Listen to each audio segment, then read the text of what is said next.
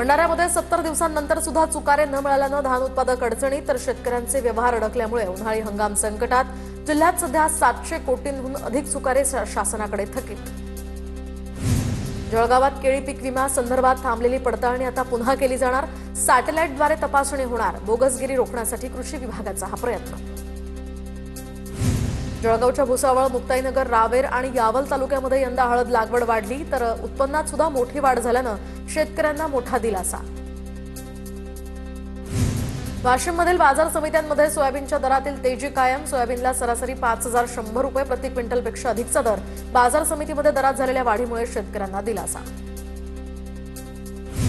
सीसीआयच्या वतीनं वाशिम जिल्ह्यातील 4 केंद्रांवर कापूस खरेदीला सुरुवात तर 14,698 शेतकऱ्यांनी ऑनलाईन नोंदणी केली आहे। निकष पूर्ण न झाल्यामुळे 2,246 शेतकऱ्यांची नोंदणी रद्द।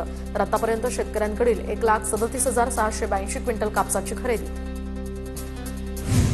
जळगावच्या भुसावळ फुल मार्केटमध्ये मोठी तेजी तर गुलाब, झेंडू, शेवंती आणि निशिगंधा या फुलांचे दुप्पट भाव वाढले।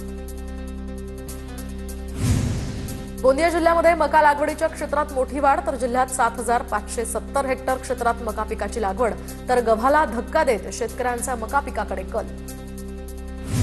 वाशिममध्ये रब्बी हंगामाच्या ई पीक पाहणीच्या नोंदणीसाठी अवघे 2 दिवसच शिल्लक। शेतकऱ्यांनी मोबाईलवरून 7/12 वर पीक पेरा नोंदवणं आवश्यक। वेळेत नोंदणी न झाल्यास नुकसान भरपाई, विमा किंवा शासकीय मदत मिळण्यात त्यांना अडचणी येऊ शकतात। रावेरमध्ये पीक विम्याच्या प्रलंबित भरपाईवरून केळी उत्पादक शेतकरी आक्रमक। संतप्त शेतकऱ्यांचा अंकलेश्वर बुऱ्हाणपूर मार्गावर रास्ता रोको। आंदोलनामुळे अंकलेश्वर बुऱ्हाणपूर मार्गावरील वाहतूक काही काळ विस्कळीत झाली होती। बारामतीमधील कृषी प्रदर्शनाचा आजचा 5वा दिवस। कृषी प्रदर्शन पाहण्यासाठी शेतकऱ्यांची मोठी गर्दी तर राज्यभरातील नव्हे तर देशभरातील शेतकरी बारामतीमध्ये दाखल। राहताच्या पिपळस या गावामध्ये बिबट्यांचा मुक्त संचार। सीसीटीव्हीत कैद। मध्यरात्रीच्या सुमारास सुमित टाक यांच्या वस्तीवर बिबट्यांचा मुक्त संचार। परिसरातील नागरिकांमध्ये यामुळे भीतीचे वातावरण तर तात्काळ बिबट्याचा बंदोबस्त करण्याचीही मागणी। संभाजीनगरात सौर ऊर्जा प्रकल्पाविरोधात स्वाभिमानीचं आंदोलन। लाभक्षेत्र विकास प्राधिकरणाच्या कार्यालयासमोर हे आंदोलन। निम्न दुधना बॅकवॉटरमधून सौर ऊर्जा प्रकल्प कायमस्वरूपी थांबवण्याची तसंच 100% धरण भरल्यावर पुन्हा जमीन संपादित होणार नाही असे लेखी देण्याची मागणी। लोणार सरोवरातील पाण्याच्या वाढत्या पातळीवरून लोणारवासियांचं युनेस्कोला साकडं तर लोणार सरोवरासंदर्भात उपाययोजना कराव्यात। डॉ. गोपाल बच्चिरे यांची केंद्र सरकारकडे मागणी मान्य न झाल्यास समृद्धी महामार्ग रोखून धरणार असल्याचाही इशारा। वर्धा शहरातील रस्त्यांची मोठ्या प्रमाणात दुरावस्था। रस्त्यावर अक्षरशः धुळीचं साम्राज्य पसरल्यानं शेतकऱ्यांच्या नागरिकांच्या आरोग्याला धोका। नगरसेविका श्वेता पाठक यांच्या नेतृत्वात नागरिकांनी नगर परिषदेत मांडली समस्या। परळी नगरपालिकेतील भ्रष्टाचार प्रकरणी उपोषण करणाऱ्या व्यक्तीनं नगरपालिकेमध्ये जाऊन गोंधळ घातला। या गोंधळानंतर शासकीय कामात अडथळा घातल्याप्रकरणी परळी शहर पोलिसात गुन्हा दाखल।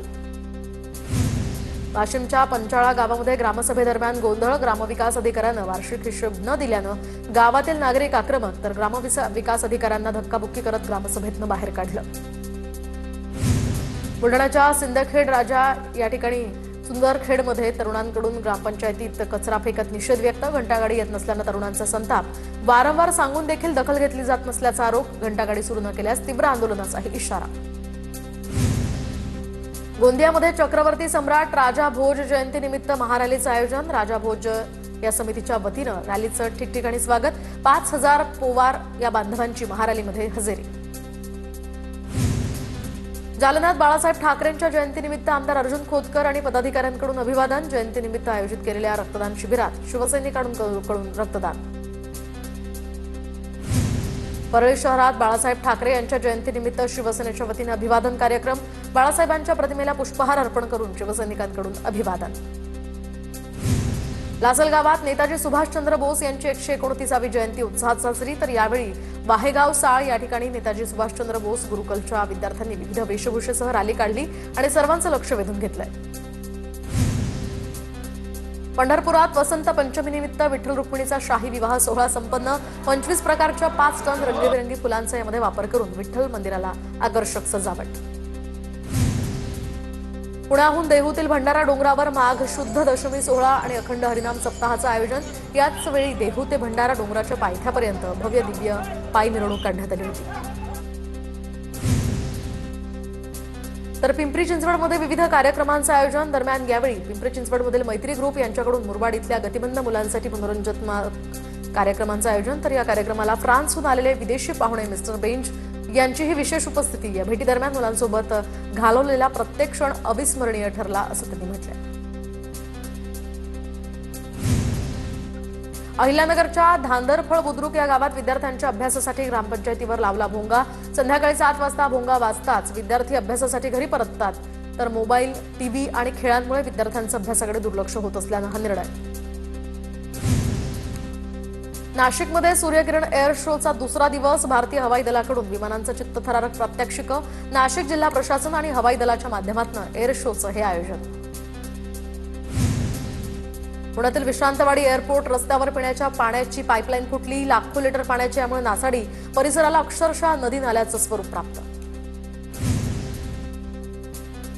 हज कमिटीचे सीईओ जाधव यांची नियुक्ती रद्द करा. काँग्रेस कमिटीच्या अल्पसंख्याक विभागाच्या शिष्टमंडळाकडून प्रांताधिकाऱ्यांना निवेदन.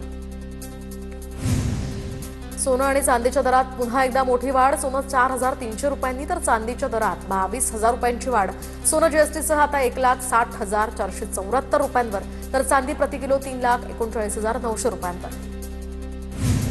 बीडच्या केसापुरी गावातील विद्यार्थिनीचं अजित पवारांना पत्र. अजित पवारांना लिहिलेल्या पत्रानंतर आता त्रिसदस्यीय समिती चौकशी करणार. जिल्हा परिषद शाळेमध्ये कुठलीच व्यवस्था नसल्याचं या पत्रात नमूद. जालन्यात आमदार अर्जुन खोतकर यांच्या हस्ते शिवसेनेच्या नवनिर्वाचित नगरसेवकांचा सत्कार. तर यावेळी नगरसेवकांसह जालना शहरातील शिवसेनेचे पदाधिकारी मोठ्या संख्येने उपस्थित होते.